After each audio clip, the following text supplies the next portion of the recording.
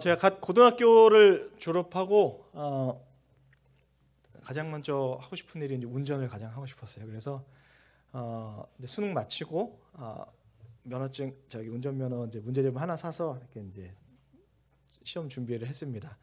그래서 이렇게 따서 어떻게 이렇게 좀 폐차 직전에 좀 고물차를 하나 이제 구해서 막 타고 다녔던 것 같아요. 젊은 혈기에 이제 막 차를 이리저리 몰러 다니고 친구들과 막 타고 다니고 이제 이런 안전벨트도 하지 않고 막 그러고 막 속되는 말로 말하면 망나니처럼 막 이렇게 다녔던 것 같아요.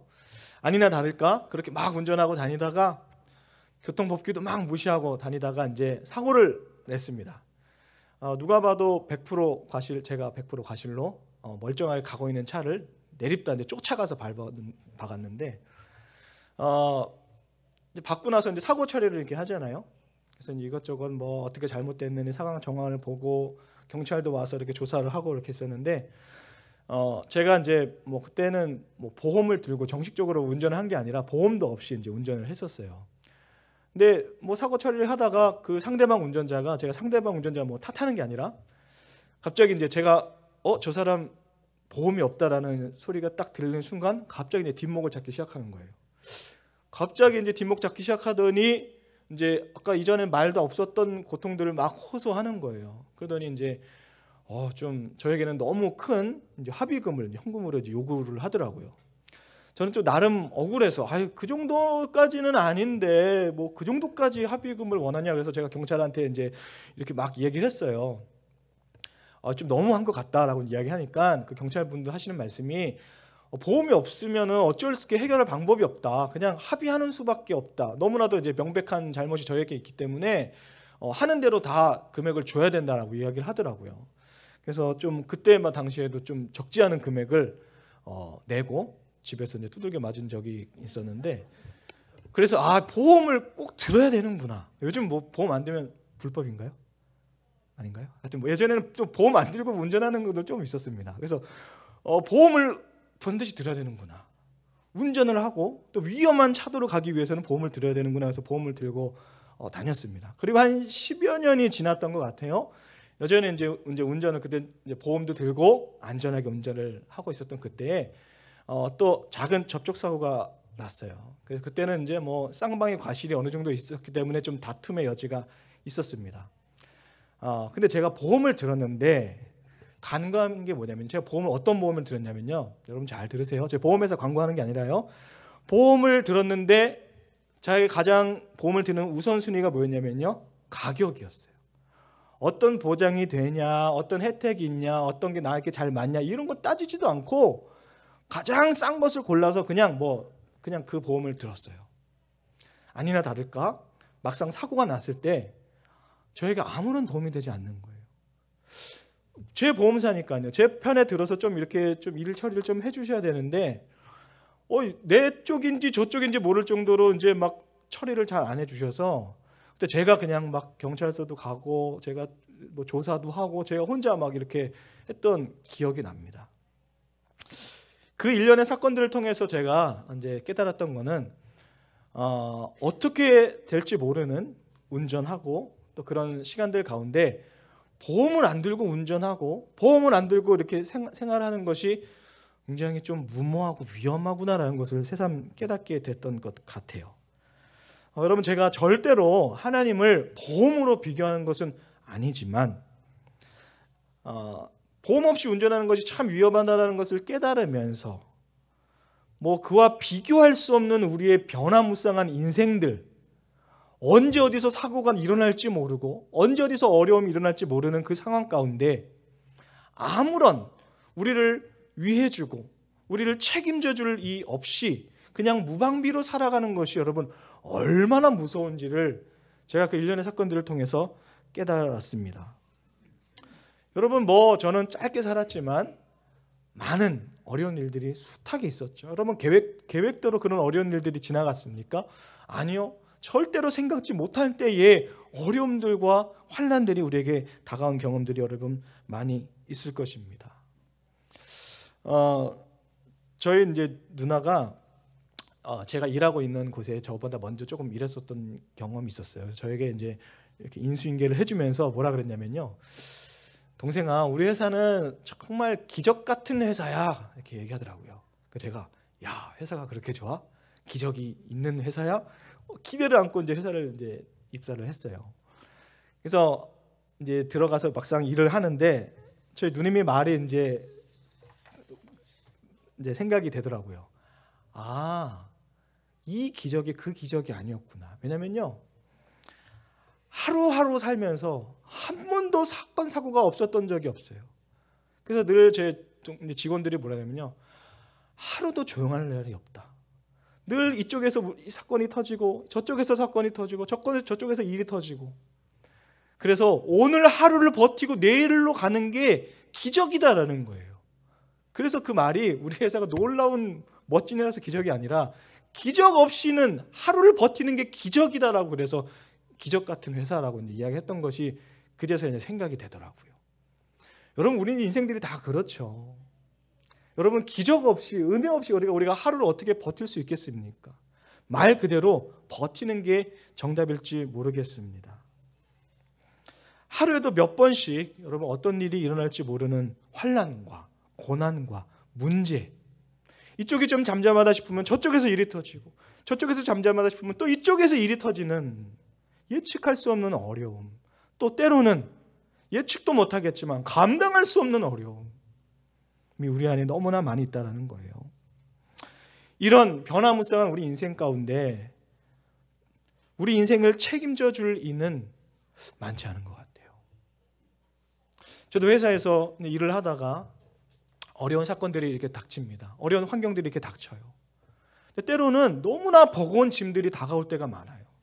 마치 벽에 부딪힌 것처럼 누구에게 이야기해도 해결되지 않을 것, 어떻게 해결할 방법이 없는 그런 상황들이 종종 있다라는 것이죠. 그때마다 제가 할 수 있는 거라고는 뭐가 있겠습니까? 그냥 발을 동동 거리면서 어떡하나 요즘 머리가 더 빠지고 있는 것 같아요. 여러분, 마음을 여러분 편하게 가지십시오. 그런 인생을 여러분 우리가 다 살고 있는 것 같다라는 것이죠. 그러나 여러분, 더군다나 우리의 생명과 우리의 영생이 여러분 직결된 이런 상황 속에서는요, 이런 문제들 속에서는요, 우리가 어찌 홀로 우리의 인생을 스스로 감당하고 책임질 수 있겠냐라는 것이죠. 여러분, 오늘 다윗도 오늘 시편 18편에서 굉장히 본인의 어려웠던 상황을 이렇게 묘사하고 있어요. 오늘 성경책을 좀 펴서 같이 좀 보면서 말씀 나누기 원하는데요. 시편 18편 4절 5절 한번 같이 봤으면 좋겠습니다. 시편 18편 4절 5절 한번 같이 한번 우리 봉독해 볼까요? 4절 5절입니다. 시작. 사망의 줄이 나를 얽고 불의의 창수가 나를 두렵게 하였으며 수월의 줄이 나를 두르고 사망의 올무가 내게 이르렀도다. 다윗은요, 그럼 상황이 어떠냐면요, 사울과 그 군대가 날마다 그의 생명을 노리고 있었어요.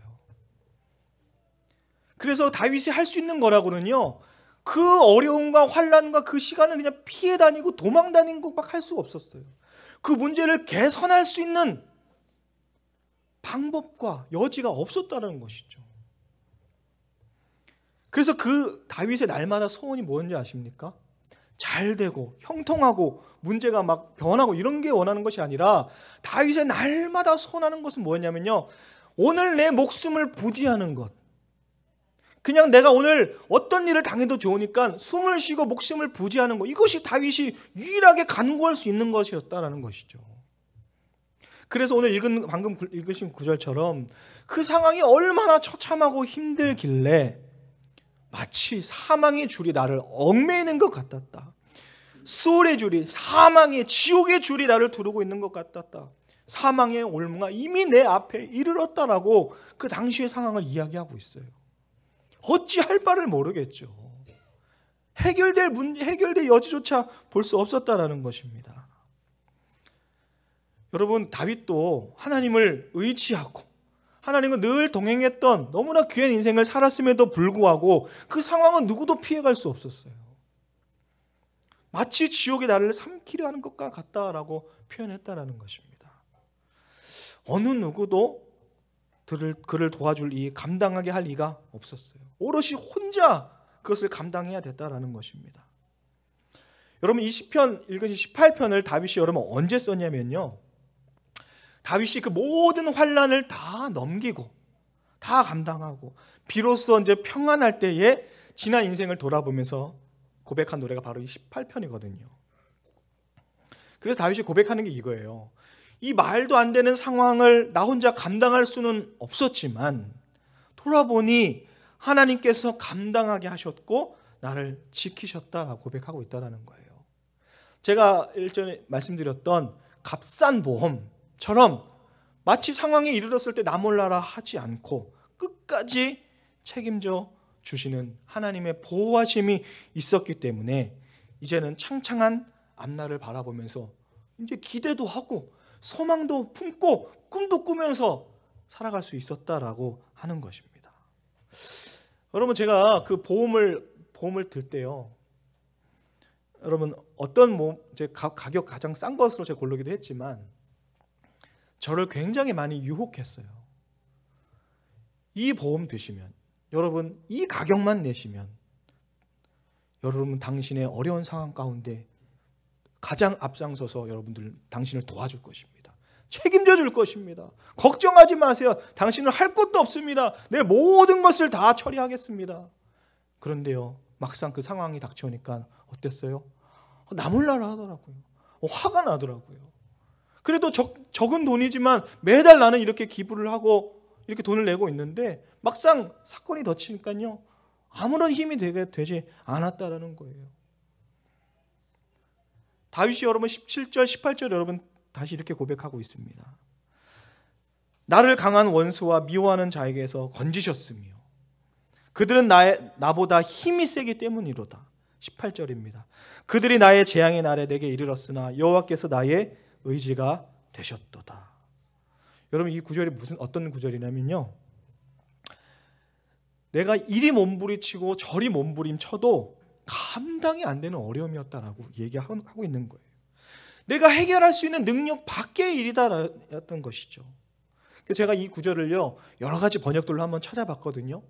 어떤 번역본에서는 이렇게 이야기하고 있더라고요. 너무나 강력한 적이 나를 증오의 바다로 걷어차버렸다는 거예요. 그래서 그 바다에 그대로 빠져버렸는데 그때 하나님께서 나를 붙잡아 주셨다라고 이야기하고 있다는 것입니다. 여러분 극한의 재앙의 바다에 그냥 내동댕이 쳐버렸다라는 거예요. 아무 힘 없이 그냥 빠져서 익사해서 죽어버릴 그 운명이었지만 극적으로 하나님께서 그를 붙들어 건지셨다라는 거예요.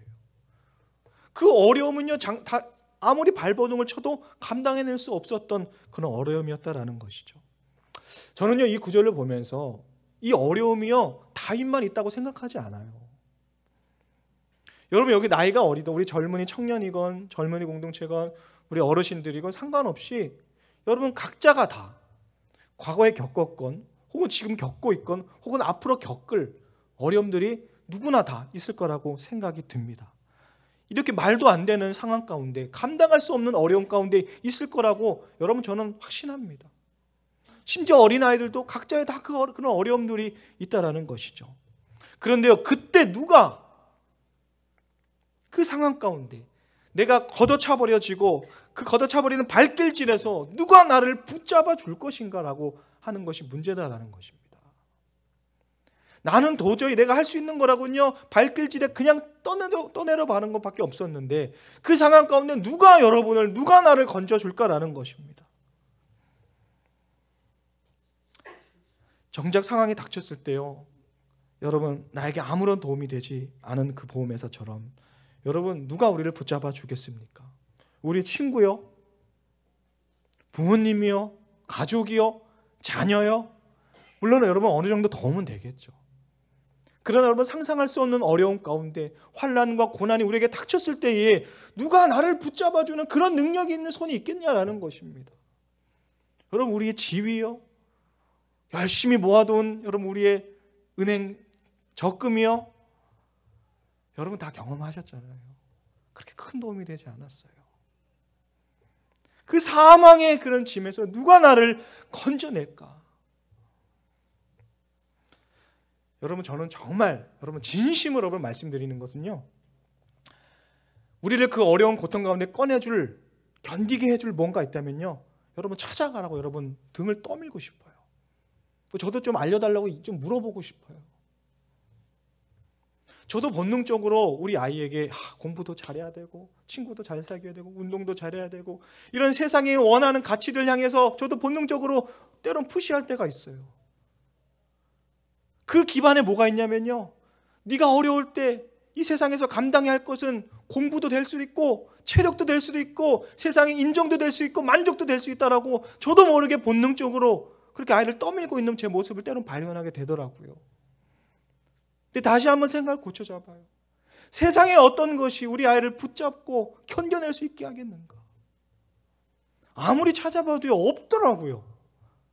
다시 고쳐먹고 기도합니다. 하나님, 우리 아이가 하나님을 붙들 수 있도록 어떤 환경에서든지 하나님이 책임져 줄 수 있는 그런 아이 될 수 있도록. 제가요 목사라서 그런 게 아니에요. 여러분 절대 오해하지 마세요. 오늘 설교라서 말씀드리는 거 절대 아니에요. 여러분, 우리 아이를, 우리 자녀를, 우리 부모님을, 나 스스로를 여러분 건져내어 주시고 책임져 줄 이가 여러분 누가 있겠냐라는 것입니다. 그래서 여러분 다윗이요 31절에 이렇게 말합니다. 31절 한번 다 같이 보겠습니다. 18편 31절 한번 다 같이 한 목소리 읽겠습니다. 시작. 여호와 외에 누가 하나님이며 우리 하나님 외에 누가 반석이냐. 그렇게 읽으시면요 확신이 없는 거예요. 다시 한번 확신에 찬 목소리로 읽겠습니다. 시작. 여호와 외에 누가 하나님이며 우리 하나님 외에 누가 반석이냐. 여러분, 이 고백이요 단순히 다윗이 막 신앙이 좋고 뭐 신실해서 나온 그런 고백이 아니에요. 다윗도 주변에 많은 것들이 있었어요. 그런데요, 그런 어려움 가운데 있을 때에 도움이 되지 않았다는 것을 깨달았습니다.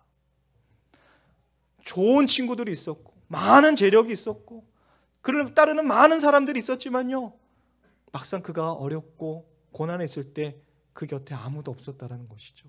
그 모든 환난을 겪고 나서 다윗이 이렇게 말하는 거예요. 여호와 외에 누가 하나님이냐? 우리 하나님 외에 누가 반석이냐? 있으면 데리고 오라는 거예요. 있으면 얘기해보라는 거예요. 자신 있게 이야기한다라는 것입니다. 하나님보다 더 큰 하나님 있으면 데리고 와라라는 것이죠. 하나님보다 너를 반석되어서 지지해주고 버텨줄 이가 있으면 데리고 와라라는 것입니다. 그리고 다윗이 자신 있게 얘기합니다. 여호와만이 나의 하나님이시고 여호와만이 나의 반석이시고 여호와만이 내가 산성이시다라고 고백하고 있다라는 것입니다. 이 말씀을 제가 준비하면서 떠오르는 찬양이 하나 있었습니다. 우리 반주 잠깐 해주실래요? 여러분 다 아시는 찬송이에요. 주 없이 살 수 없네. 이 2절 찬양을 우리 한번 가사를, 우리 말씀 한번 기억하면서 이 찬양 한번 가사를 생각해 봤으면 좋겠어요. 2절로 한번 볼까요?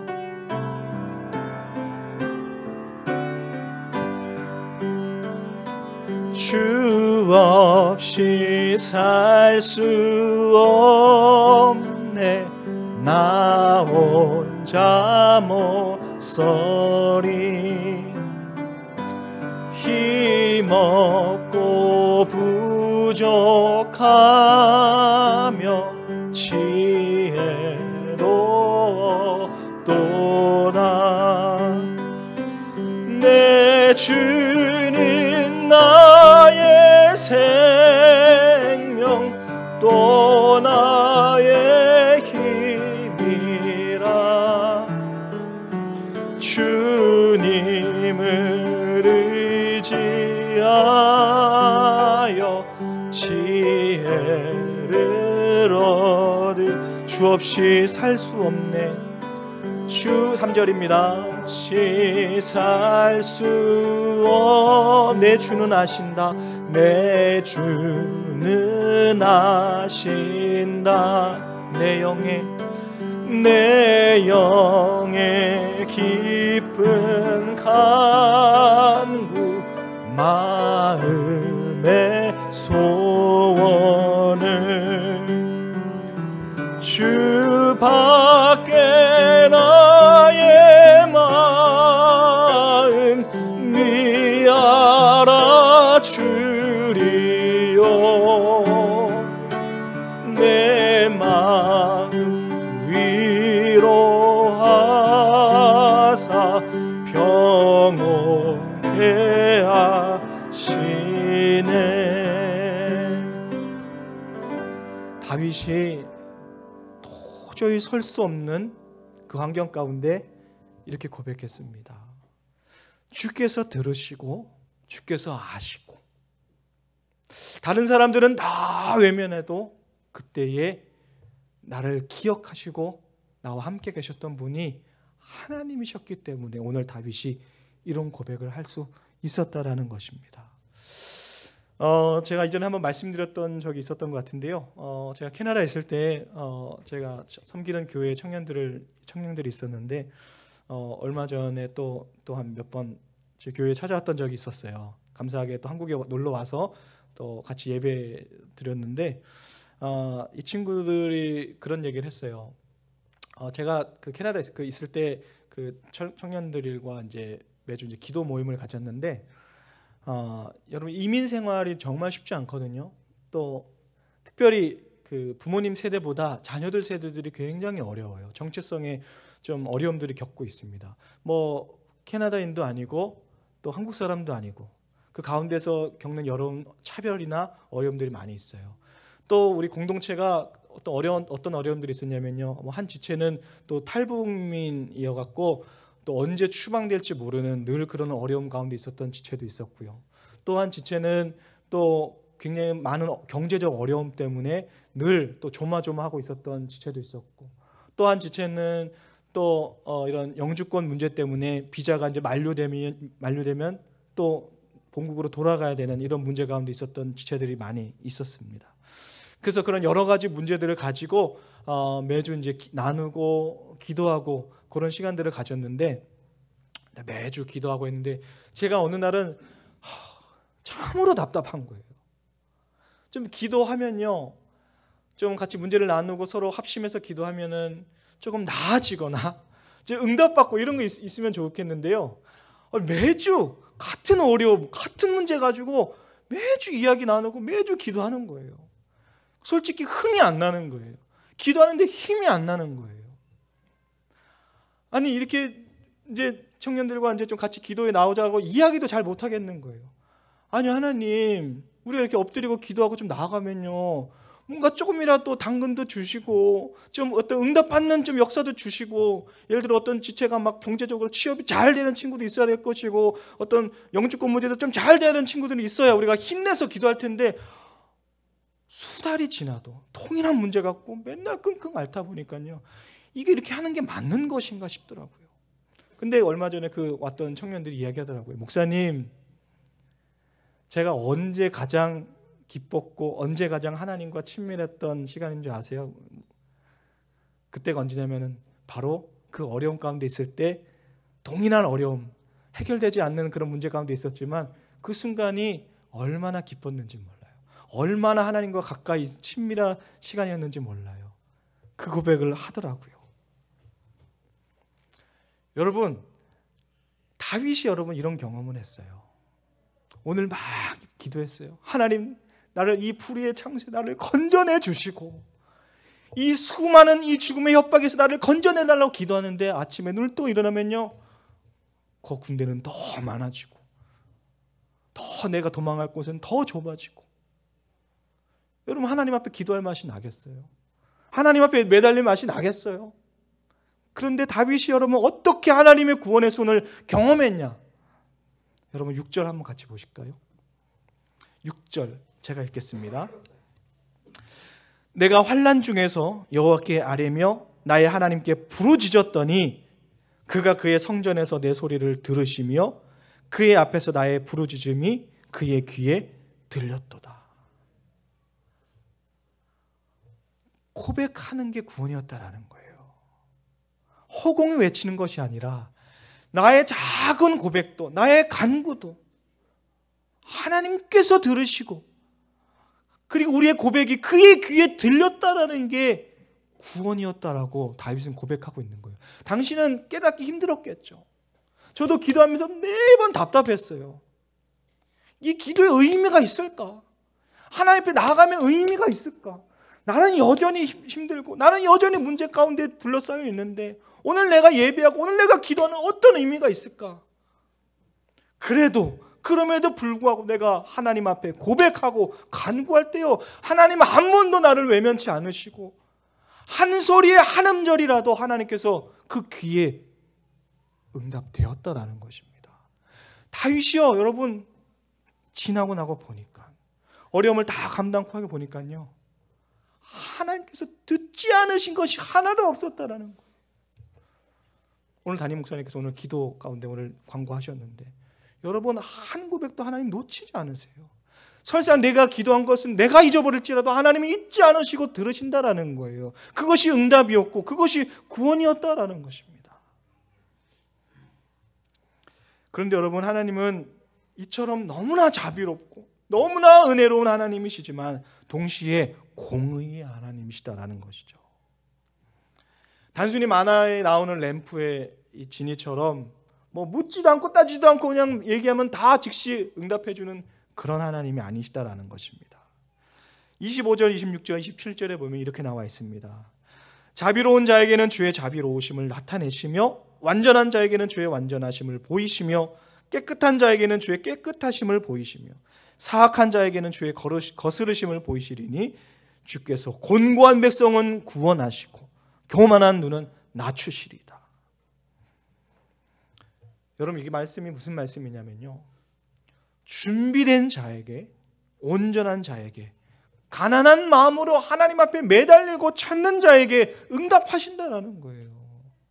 다윗이 구원받을 수 있었던 이유는 하나님이 단순히 그를 선택해서가 아니라 그럼에도 불구하고 다윗이 하나님 앞에 고백하고, 여러분 시편 18편을 나중에 시간 있을 때 쭉 보세요. 얼마나 구체적으로 다윗이 고백했는지 아세요? 얼마나 구체적으로 그 어려움을 하나님 앞에 토로했는지 아세요? 어려울 때도 기쁠 때도 다윗은 온전하게 하나님 앞에 간구하고 그의 구원하심을 찾았기 때문에 그 가난하고 상한 심정으로 하나님을 만나기를 간절히 원했기 때문에 하나님께서 그를 높이 세우셨다라는 것입니다. 반대로요, 하나님 없이 살 수 있어. 기도 없이 살 수 있어. 하나님 예배하지 않고 나의 인생 내가 개척하며 살 수 있어라고 목이 굳은 백성들에게, 하나님을 찾지 않는 이들에게 하나님께서 그들을 거스르신다라고 이야기하고 있다는 거예요. 거스르신다. 네가 나를 찾지 않으니 나도 너를 거스르겠다. 참으로 두려운 말씀이죠.